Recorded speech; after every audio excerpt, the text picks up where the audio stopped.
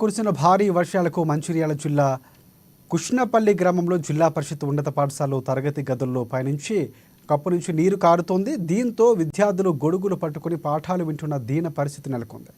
గత కొద్ది రోజులుగా కురుస్తున్న వర్షాలకు తరగతి గదులు ఎప్పుడైనా కూలిపోయే ప్రమాదం ఉందని విద్యార్థుల తల్లిదండ్రులు ఆందోళన చెందుతున్నారు. అధికారులు తక్షణమే స్పందించి మరమ్మతులు చేసిన తరువాతనే పాఠశాలలు నడపాలని ఉన్నత అధికారులను తల్లిదండ్రులు డిమాండ్ చేస్తున్నారు.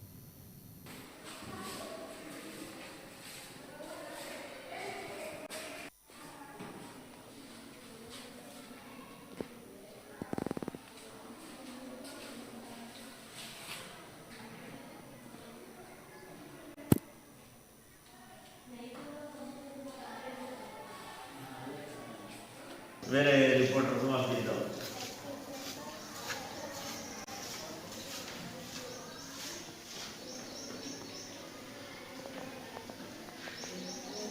బైక్ కూడా రూప్ కూడా తీసే రూప్ కూడా